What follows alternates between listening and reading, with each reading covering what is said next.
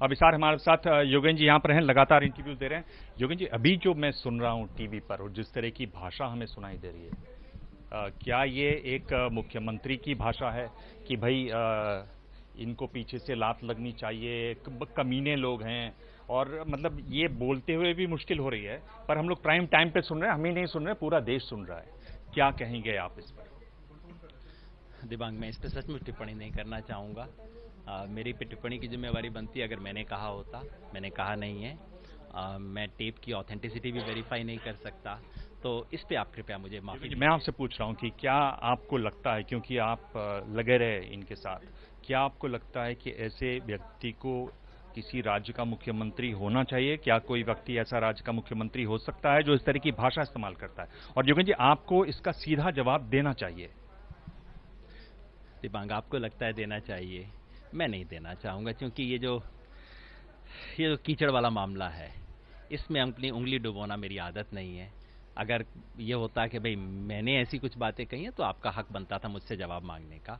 चूंकि मैंने नहीं कही है और सचमुच मैं ना पूरी संदर्भ जानता, ना मैं पूरा सुन पाया हूँ, इसलिए मैं वाकई इस पे टिप्पणी नहीं करना चाहूँगा। नहीं, मैं आपसे फिर ये पूछना चाहता हूँ कि क्या आपको लगता है कि आपने लोगों को पहचानने में गड़बड़ की? और सीधी बात है, क्या आपने अरविंद केजरीवाल को पहचानने में गड़बड़ की?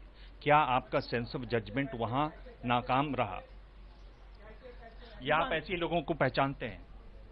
दिबांग आप एक उस टेप के आधार पे, जो मैंने ठीक से सुना नहीं है, जिसका पूरा संदर्भ मैं नहीं जानता, उसके आधार पे मैं अरविंद भाई के व्यक्तित्व पे टिप्पणी कर दूं, उनके जितने गुण मैं जानता हूं उन सबको भूल जाऊं, ये अभी संभव नहीं है। वाकई मैं इस टेप कांड पे, क्योंकि ये जो अभी हो रहा है पिछले 2-1 घंटे में, मैं तो पूरा इसको फॉलो भी नहीं कर पाया हूँ क्या कुछ स्थिति है।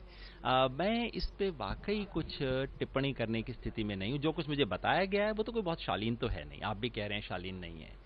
क्या संदर्भ था, कैसे हुआ, मैं जो आज सारी बात चल रही है उससे डिस्ट्रैक्ट होके इसके ऊपर फोकस नहीं करना चाहता।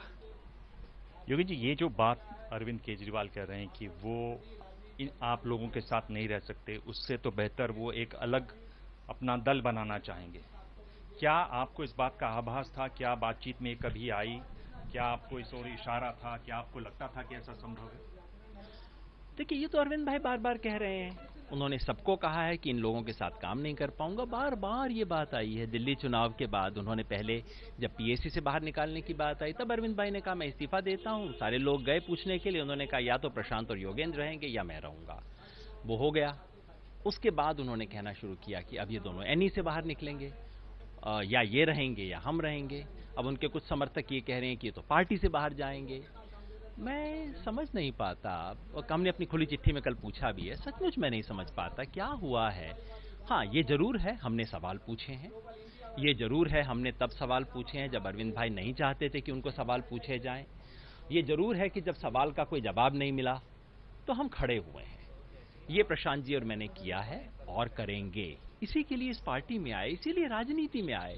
अगर सवाल पूछना बंद कर देंगे, अगर सिर्फ कहें कि बाहर सवाल पूछेंगे अंदर सवाल नहीं पूछेंगे, तो राजनीति में क्यों आए दिबांग? अगर सच पे मुंह पे ताला लगाना है तो क्यों आए?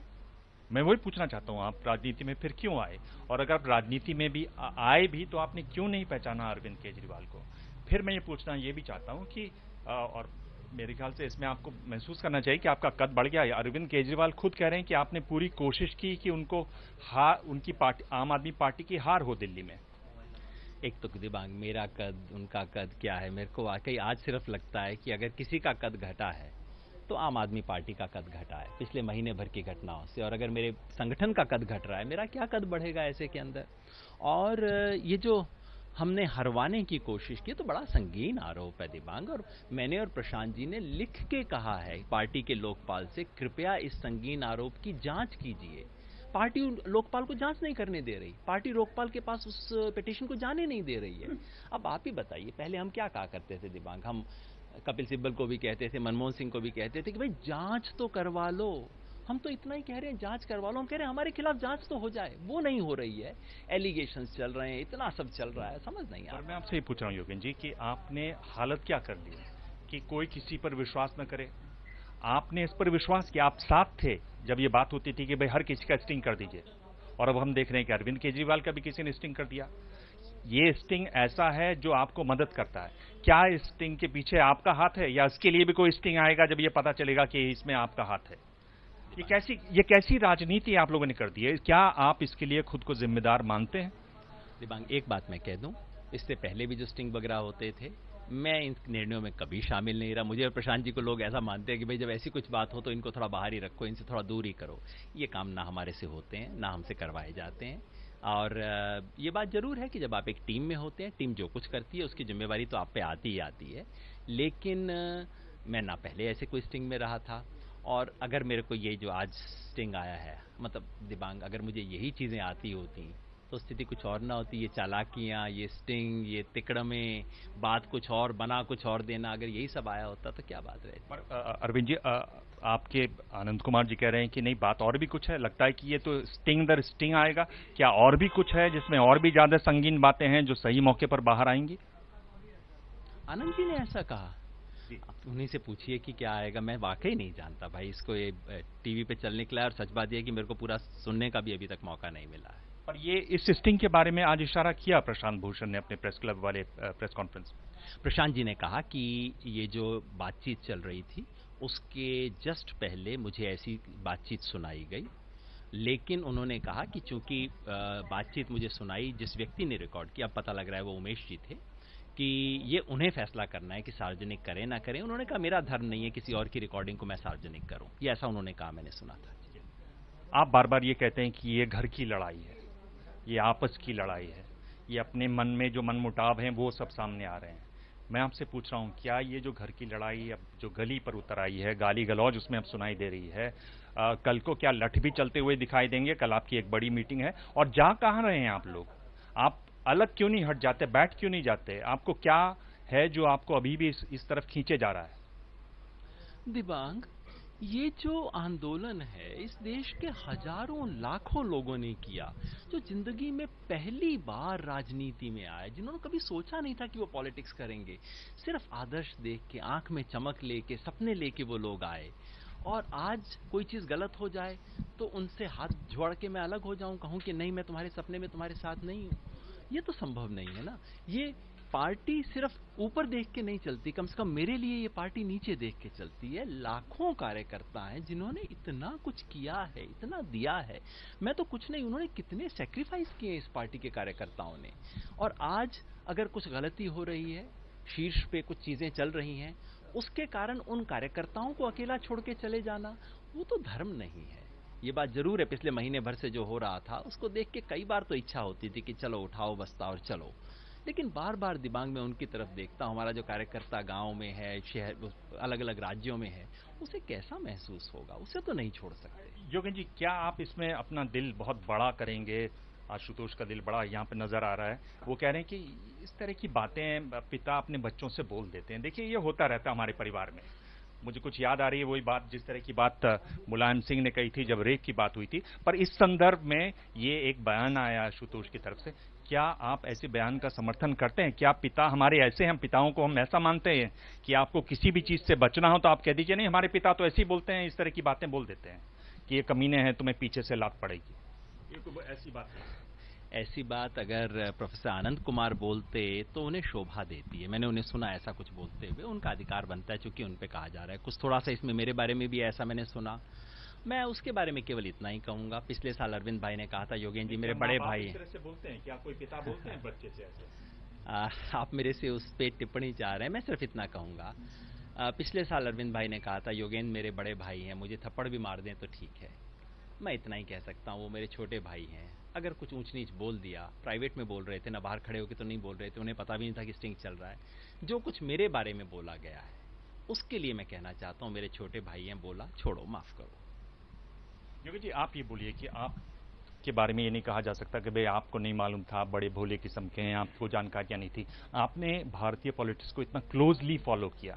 जेपी मूवमेंट की बात हुई, अलग अलग मूवमेंट्स की बात हुई जो आपने फॉलो किए, उसके बावजूद आप इस मूवमेंट में शामिल हुए और आप एक ऐसे नेता को लेकर आए जिसके बारे में प्रशांत भूषण कहते हैं कि वो नेता कहते हैं, यानी अरविंद केजरीवाल ये कहते हैं, जो आज कहा प्रशांत भूषण ने, कि अगर मेरी नहीं चलेगी तो मैं संगठन में रह ही नहीं सकता। आपको तब भी समझ नहीं आया, या आप लगातार बने रहे? हुआ क्या आपके साथ, मैं आपसे पूछ रहा हूं। दिबांग, आपने पुराने इतिहास के अनुभवों की बात कही।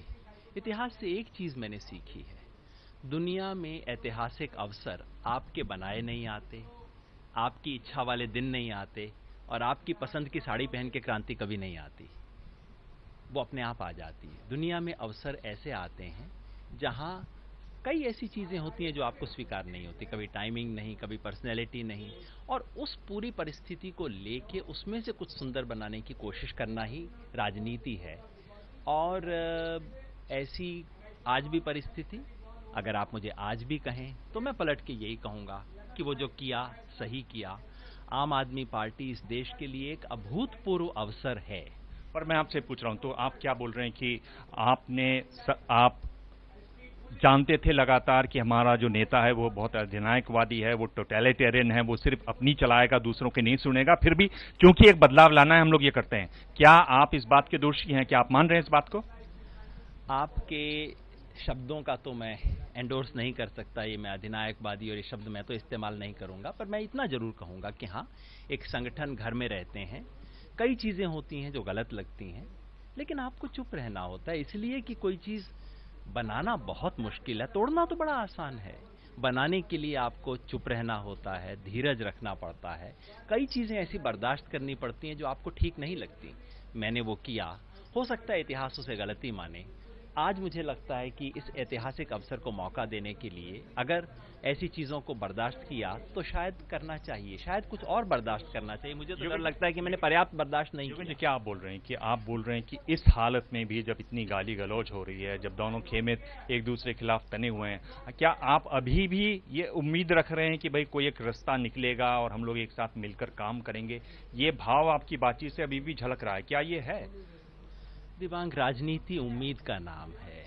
आपने उम्मीद नहीं छोड़ी? अगर आप दीर्घ काल में, मैंने जिंदगी में पता नहीं कितना ऊंच नीच देखी है, और जिस दिन लगता है कि रास्ता बंद है, मैं जी इस सब के बावजूद भी आप कल अगर सारी बात सुलझ जाए तो अरविंद केजरीवाल के बगल में खड़े होकर हाथ हिलाना चाहेंगे लोगों से, आप ये कह रहे हैं? दिबांग, मैं इतना कह रहा हूं कि राजनीति में कभी भी रास्ता बंद नहीं होता, जीवन में नहीं होता, और आपको हमेशा जो परिस्थिति है उससे आगे देखना पड़ता है, बड़ी कठिन परिस्थितियों में रहना पड़ता है। जो कठिन परिस्थितियों में जीने के लिए तैयार नहीं है उसे राजनीति नहीं करनी चाहिए। मैं उम्मीद जरूर करूंगा, हाँ, बेवकूफ़ी की उम्मीदें नहीं करता हूं, लेकिन उम्मीद करनी चाहिए, और उस उम्मीद को सच्चा बनाने के लिए मेरे से कुछ भी हो सके मैं जरूर करूंगा, क्योंकि मैं उस वॉलंटियर को देखता हूं जो आज दुखी है, जिसके चेहरे पे मायूसी। पर वो तो कह रहे हैं कि हम अलग पार्टी बनाएंगे, आप ही के लोगों से कह रहे हैं हम अपने विधायकों को ले जाएंगे, अलग पार्टी बनाएंगे। कहां इसमें आपकी जगह बनती है? मुझे सुन के बहुत हैरानी हुई, लेकिन मैं पूरा संदर्भ शायद समझ नहीं पाया। ये सुन के मुझे वाकई बहुत हैरानी हुई, ये अलग पार्टी वाली बात सुन के। आप ये जो वॉलंटियर्स की बात बोल रहे हैं, मैं आपसे ये पूछना चाहता हूं कि आप वॉलंटियर्स की लगातार दुहाई दे रहे हैं, पर वॉलंटियर्स आपको भी देख रहे हैं, प्रशांत जी को भी देख रहे हैं, जिस तरह के शब्द बाण इधर से चल रहे हैं वो भी सुन रहे हैं, जिस तरह से आप लोग अपनी चीजों को बता रहे हैं, रख रहे हैं, उसको भी सुन रहे हैं, दोनों को सुन रहे हैं। मुझको नहीं लगता कि वॉलंटियर्स बहुत खुश होंगे आपसे या अरविंद केजरीवाल वाले खेमे से। आप सहमत हैं इससे, और कर क्या रहे हैं उसके लिए आप? दिबांग, जरूर हमेशा ऐसी स्थिति आ जाती है कि वॉलंटियर कई बार कहता है कि मुझे इससे समझ नहीं है कि कोई भी कौन सही है कौन गलत है। शायद वॉलंटियर ये कह रहा है कि किसने शुरू किया मुझे उससे मतलब नहीं है, और मुझे वाकई बहुत अफसोस होता है, मुझे शर्मिंदगी भी होती है। वो वॉलंटियर चाहता है कि बस अब इसको खत्म करो। मैं अपनी पसंद, अपनी क्षमता में जो कुछ है मैंने प्रयास किया है। शायद इतिहास बताएगा कि हमने कम प्रयास किया, तब होगा तो माफी मांग लूंगा। क्या आपको लगता है, आखिरी सवाल, कि आपको क्या लगता है कि आप एक अलग दल बना लें अरविंद केजरीवाल तो आप आम आदमी पार्टी चलाना चाहेंगे? क्या ये एक बात है सकती है? क्योंकि ये कहा है उन्होंने इस टेस्टिंग में। सब हाइपोथेटिकल चीजें हैं। आम आदमी पार्टी अपने आप में आशा का प्रतीक है, और इसके अंदर रह के काम करना ही आज की तारीख में धर्म है। कल आप जाएंगे मीटिंग में, और क्या निश्चित जाएंगे, निश्चित जाएंगे, अगर मीटिंग कायदे से हुई हो। डर सिर्फ यही है कि मीटिंग का एजेंडा आज रातों रात अचानक बदल दिया गया है। कॉन्फिडेंशियल वोट, सीक्रेट वोट होगा या नहीं कंफर्म नहीं किया गया है, और एमएलएज को कहा जा रहा है कि बसें भर भर के लाओ। ये सुन के थोड़ा सा अजीब लगता है। मीटिंग अगर ठीक ढंग से हुई निश्चित रूप से हिस्सा लेंगे। बहुत बहुत धन्यवाद। उम्मीद है कि ऐसा नहीं होगा। अभिसार योगेंद्र यादव सवालों के जवाब दे रहे हैं, दुखी हैं, मुस्कुराते हुए अक्सर दिखते हैं, लेकिन आज लगातार तनाव में दिख रहे हैं। प्रेस कॉन्फ्रेंस हमने देखी, वहां भी लगातार तनाव में बने हुए थे अभिसार।